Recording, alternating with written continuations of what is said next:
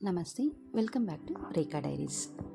ಇವತ್ತಿನ ವಿಡಿಯೋದಲ್ಲಿ ಮಕರ ಸಂಕ್ರಾಂತಿನ ಜನವರಿ 14ನೇ ತಾರೀಕು ಆಚರಣೆ ಮಾಡಬೇಕಾ ಅಥವಾ ಜನವರಿ 15 ಆಚರಣೆ ಮಾಡಬೇಕಾ, ಯಾವ ದಿನ ಪೂಜೆ ಮಾಡಿದರೆ ಶ್ರೇಷ್ಠ ಹಾಗೂ ಮಕರ ಸಂಕ್ರಾಂತಿಯ ಪುಣ್ಯ ಕಾಲ ಯಾವುದು, ದಿನಾಂಕ, ಸಮಯ ಎಲ್ಲವನ್ನು ತಿಳಿಸ್ಕೊಟ್ಟಿದ್ದೀನಿ.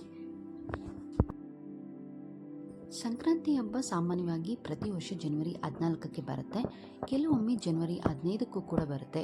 ಸೊ ಈ ವಿಡಿಯೋ ನೋಡೋದ್ರಿಂದ ನಿಮ್ಮ ಕನ್ಫ್ಯೂಷನ್ ಕ್ಲಿಯರ್ ಆಗುತ್ತೆ, 14ಕ್ಕ ಅಥವಾ 15ಕ್ಕ ಅಂತ. ಮಕರ ಸಂಕ್ರಾಂತಿಯ ದಿನ ಸೂರ್ಯನು ಮಕರ ರಾಶಿಗೆ ಪ್ರವೇಶ ಮಾಡ್ತಾನೆ. ಈ ಪ್ರವೇಶ ಮಾಡುವಂಥ ಸಮಯ ಮುಖ್ಯವಾಗಿರುತ್ತೆ. ಸಂಕ್ರಮಣವು ಹಗಲಿನ ವೇಳೆಯಲ್ಲಿ ಆದರೆ ಅದೇ ದಿನ ಹಬ್ಬವನ್ನು ಆಚರಣೆ ಮಾಡಲಾಗುತ್ತೆ. ಒಂದು ವೇಳೆ ಸಂಕ್ರಮಣ ರಾತ್ರಿ ಹೊತ್ತಿನಲ್ಲಿ ಆದರೆ ಪುಣ್ಯಕಾಲ ಮರುದಿನವರೆಗೆ ವಿಸ್ತಾರ ಆಗುತ್ತೆ. ಅದರಿಂದ ಹಬ್ಬವನ್ನು ನೆಕ್ಸ್ಟ್ ಡೇ ಅಂದರೆ ಮರುದಿನ ಆಚರಣೆ ಮಾಡ್ತಾರೆ.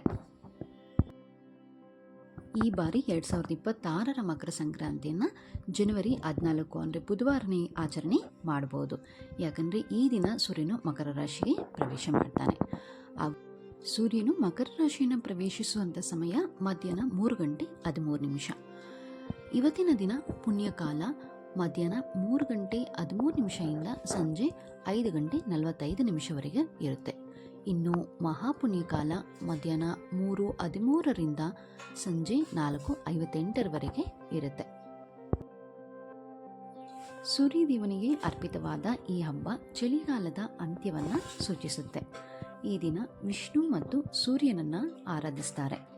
ಇದರಿಂದ ಪಿತೃಗಳ ಆತ್ಮಕ್ಕೆ ಶಾಂತಿ ಲಭಿಸುತ್ತೆ ಮತ್ತು ನಿಮ್ಮ ಇಷ್ಟಾರ್ಥಗಳು ನೆರವೇರುತ್ತೆ. ವರ್ಷದ ಮೊದಲನೇ ಹಬ್ಬ ಇದಾಗಿದ್ದು ಸೂರ್ಯ ದೋಷ ನಿವಾರಣೆಗೆ ಎಳ್ಳು ಮತ್ತು ಬೆಲ್ಲವನ್ನು ದಾನ ಮಾಡುವುದು ತುಂಬ ಶ್ರೇಷ್ಠ ಎಂದು ಹೇಳಲಾಗುತ್ತೆ.